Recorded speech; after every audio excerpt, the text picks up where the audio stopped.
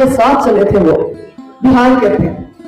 बहुत साल पहले एक मामला आया था, उनका उनके भाई से झगड़ा हुआ था किसी बात को लेकर।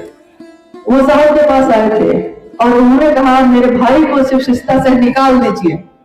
साहब ने कहा मैं ये नहीं कर सकता, मैं शिव शिष्य बना सकता हूँ लेकिन शिव शिष्टता से मैं निकाल नहीं सकता। कहते हैं कि मामूली बातों पे वर्षों के याराने जाते हैं। और उस व्यक्ति ने गुस्से में खड़े होकर कहा था साहब को, मैं आपके खिलाफ दौरा करूंगा। और साहब ने शांत मन से पान खाते हुए, क्योंकि उस जगह पर मैं नहीं थी, मुझको ये पूरी घटना मां नीलम जी ने सुनाई थी। उनकी आंखों में उस समय भी आंसू थे, ये सुनाते समय भी आंसू थे। उन्होंने कहा कि मैं आपके खिलाफ दौरा करूंगा बिहार का। और साहब ने पान खाते हुए शांत स्वर में कहा था चल सकिएगा तब ना। उन्होंने कहा कि आपके खिलाफ लिखूंगा। साहब ने कहा लिख सकिएगा तब ना, मैं माइक से बोलूंगा, बोल सकिएगा तब ना।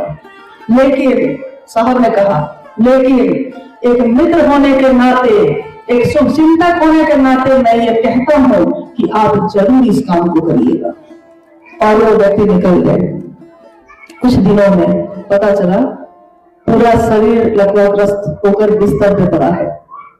साहब ने कहा कि मैंने कुछ नहीं किया है, सच्चाई यह है कि मैंने कुछ नहीं कहा है, कुछ किया ही नहीं मैंने सिर्फ महादेव को कह दिया कि आप देखिएगा।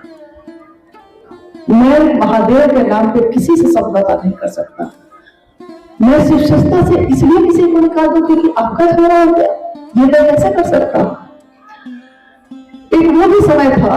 फिर बाद में साहब ने कहा लेकिन अब मैं ये भी नहीं करूंगा, क्योंकि अगर किसी दिन मैंने ये किया तो लोग कहेंगे कि जो हरिदानंद जी से दुश्मनी बोल लेता है वो उसकी मौत हो जाती है, वो किसी काम का नहीं होता। इसलिए मैं ये आरोप अपने ऊपर नहीं लूंगा।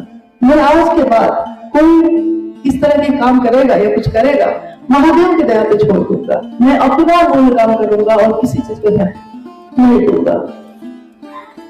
उसके बाद तरह तरह के भ्रम, तरह तरह के आरोप, ऐसी घृणित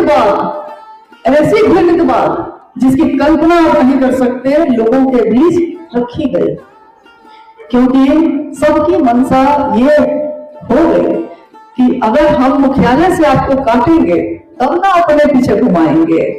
मुख्यालय से काटने का एक ही तरीका है कि इतनी शिकायत उसकी कर दो कि आदमी जाए ही नहीं। जाएगा तो सच्चाई उसको समझ में आ जाएगी, जाए ही नहीं। जब झूठ ही बोलना है तो कुछ भी बोलिएगा, जब किसी का आरोप ही लगाना है तो कुछ भी लगाइएगा।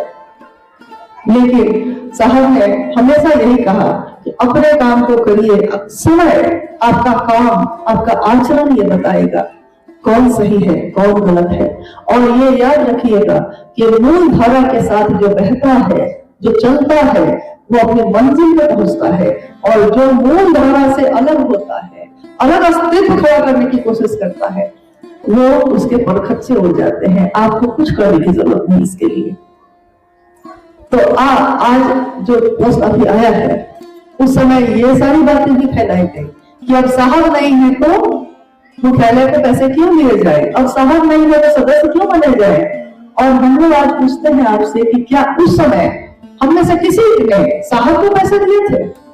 क्या हमने साहब को पैसे दिए थे उस समय? क्या हमारे पैसे से साहब का भोजन चलता था? उन्होंने तो ये भी कहा कि अपने जीवन को चलाने के लिए काम करना और महादेव का व्यापार मत करना, जो उन्होंने खुद किया। उन्होंने तो 10 बजे से 6 बजे तक कार्यालय का काम किया। 2008 में 31 अक्टूबर को वो रिटायर्ड हुए। उन्होंने सबको यही सिखाया। इसलिए अपने जीवन को चलाने के लिए भी हम लोग काम करते हैं, चाहे उनकी संतान हो, चाहे उनके गुरु भाई गुरु बहन हो, सब अपने परिवार को चलाने के लिए काम करते हैं।